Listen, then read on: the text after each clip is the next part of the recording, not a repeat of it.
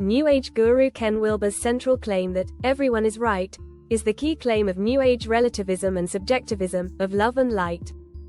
The love and lighters believe in all truths. Everyone has their own experiences, their own lessons to be learned, their own path, their own truth. No one is allowed to contradict them. No one is allowed to call them out. In fact, there is one absolute, infallible, objective truth, the truth of existence, and if you're not on board with this, you're wrong. End of story. If you say otherwise, you might as well be trying to defend 1 + 1 = 3.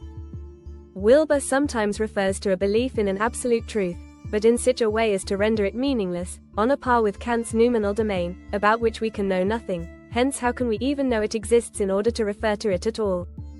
When your idea of absolute truth cannot be defined and requires some kind of subjective mental state to access it, about which no objective facts and knowledge can be stated, you are fully in the realm of mystical, subjectivist and relativist nonsense. You hope and pray that no one will call you out. Sorry, we will.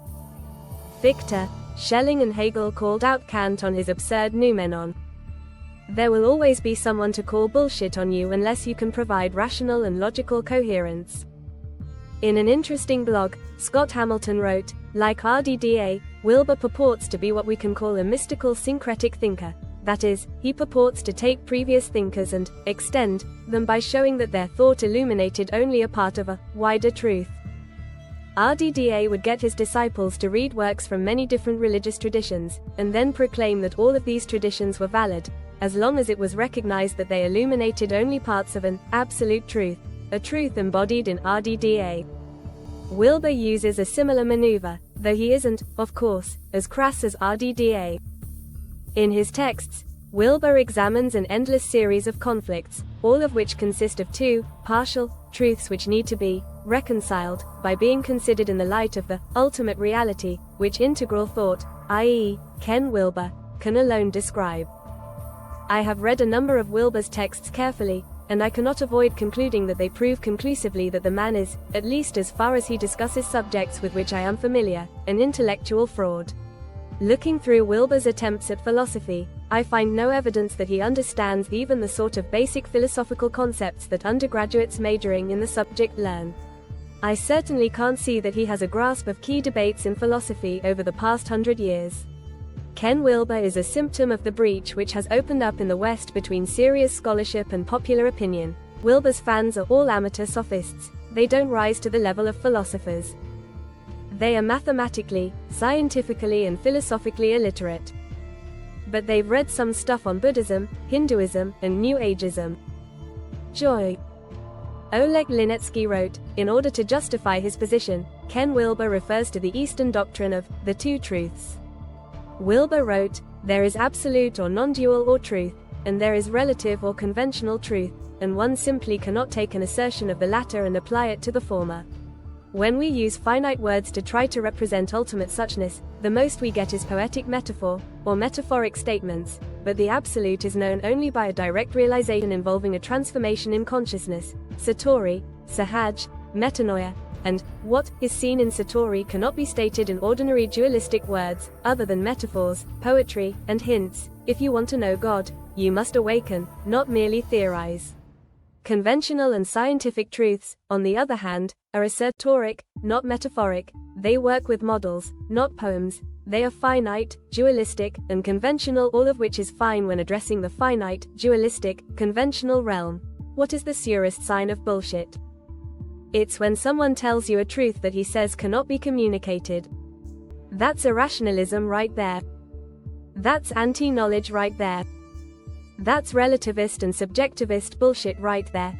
Everyone has their own truth and own path, right? Wilber wrote, there exists absolute or non-dual truth and relative or conventional truth, and they are of radically different orders. Truth in the relative realm is a search for those conditions under which relative assertions are true. You can make definite true or false statements about such finite events, and truth in the relative realm is indeed a search for those conditions under which relative assertions are true. This is relative, finite, or assertoric truth, not so absolute truth, about which literally nothing may be accurately said in a non-contradictory fashion, including that one, if that statement is true, it is false. The great transcendental dialecticians, from Nagarjuna to Kant, have thoroughly demolished any such attempts, showing that every single one of the attempts to categorize ultimate reality, as, for example, by saying it is a quantum energy potential, turns on itself and dissolves in ad absurdum or ad infinitum regresses. They are not saying that spirit does not exist, but simply that any finite statement about the infinite will categorically not work, not in the same way that statements about relative or conventional truth will work. Spirit can be known, but not said, seen, but not spoken, pointed out, but not described, realized, but not reiterated. Conventional truths are known by science, absolute truth is known by Satori. They simply are not the same thing. The absolute is known by a direct realization involving a transformation in consciousness, Satori, Sahaj, metanoia. Do you understand the game being played here? Knowledge is being trashed, as in some way limited, incomplete and deceptive, while subjective feelings, impressions and mystical states are being privileged. This is what subjectivism and relativism, irrationalism, is all about. The game is always the same, to render ultimate reality and ultimate mystery, something that can never be known, but can be experienced in some way, by those that have followed the lessons of the right gurus, such as Wilbur. That's how they gain power over you. Priests gain power over you by saying you are sinful and then telling you that they can cure you of the sin, if you place yourself in their trusty hands. Rest assured, it's all total nonsense. No thinking person could ever be duped by this garbage. It's purely for emotionalists and mystics. What would you prefer, rational explanations, or just to dissolve in non-dual oneness? Wilbur wrote, in the final analysis, the traditions are very clear that the first step, in involutionary manifestation is indeed a non-dual mystery and cannot in any way be adequately captured, or even hinted at, by conventional truth, including any sort of science, leading edge or otherwise. The reason is that the great traditions from Parmenides to Padmasambhava are unanimous in what Vedanta calls the two truths doctrine, namely, there exists absolute or non-dual truth, and relative or conventional truth, and they are of radically different orders. There's absolute objective truth, mathematical monism, and then there's subjective bullshit, with zero truth value, promoted by all gurus since the dawn of time. Wilbur said, I have one major rule, everybody is right. That's subjectivism and relativism in a nutshell. Wilbur would have been a much more interesting thinker if he had said, I have one major rule, everybody is wrong. The only people capable of being right are those capable of aligning with reality, which is exactly why it is imperative to define what reality is made of. If you don't have the answer to that, you don't have the answer to anything. The Psychology Wiki says, Wilbur accepts the two truths doctrine of Buddhism. It maintains that, to avoid philosophical confusion, or category collapse, we must clearly distinguish between the absolute truth of emptiness and the relative truths of form. All of Wilbur's AQAL categories, quadrants, lines, levels, states, and types, relate to relative truth. None of them are true in an absolute sense. Only formless awareness, the simple feeling of being, exists absolutely. Wilbur follows Aurobindo and Hegel in calling this formless awareness spirit. Wilbur's spirit is conceptually equivalent to Plotinus I, to Schelling's absolute, to the Hindu Brahman, and to the Shunyata of Buddhism. Leave Hegel out of it. Hegel said, what is rational is real, and what is real is rational. His position is the exact opposite of Wilbur's. For Hegel, we can attain the absolute and have absolute knowledge of the absolute idea, God, so to speak, of which all of us are part. Wilbur wrote, if metaphysics began with Aristotle, it ended with Kant. Or, at any rate, took a turn that has defined the way sophisticated philosophers think about reality ever since. Kant's critical philosophy replaced ontological objects with structures of the subject. In essence, this means that we do not perceive empirical objects in a completely realistic, pre-given fashion, but rather, structures of the knowing subject impart various characteristics to the known object that then appear to belong to the object, but really don't. They are, rather, co-creations of the knowing subject. Various a priori categories of the knowing subject help to fashion or construct reality as we know it. Reality is not a perception, but a conception, at least in part. Ontology per se just does not exist.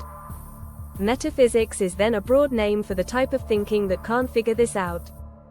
Or, metaphysics is thinking that falls prey to the myth of the given. Ontology per se does exist. How could it not? It is pure conceptualism, as Hegel understood. In fact, it is ultimate conceptualism, namely ontological mathematics. Wilber wrote, "Ontological objects come into being, or are enacted, only at various developmental levels of complexity and consciousness. Whether they exist in some other way cannot be known in any event, and assuming that they do exist entirely independently of a knowing mind is nothing but the myth of the given, and the representational paradigm that is just another type of metaphysical thinking and thus not adequately grounded. At any event, post-metaphysical thinking does not rely on the existence of a pre-given world and the myth of that givenness. The objects of reality are mathematical objects, and fully knowable. They are the essence of knowability. They are the pre-given world, the noumenal world, and also the given world, the phenomenal world."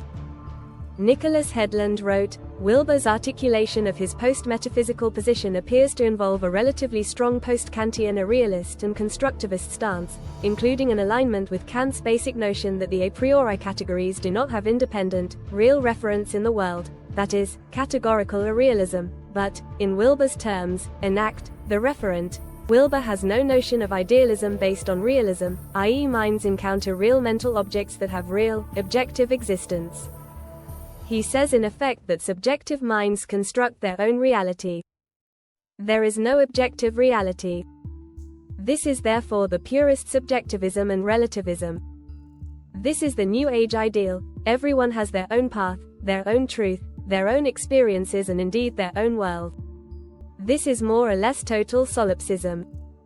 Ontological mathematics gets rid of all such solipsism by replacing a made-up mental world by a world of objective mathematical objects, forming a real world of the mind with absolutely persistent, objective existence.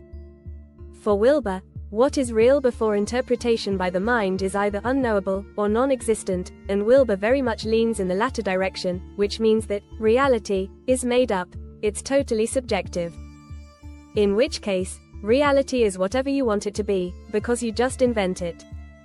This is the New Age wet dream. Objective reality just gets in the way of this mystical twaddle. The truth is that all arguments deployed by Eastern mysticism and New Ageism are totally false and irrational. Reality is fully definable and knowable. It is nothing but a reflection of the PSR and Occam's razor.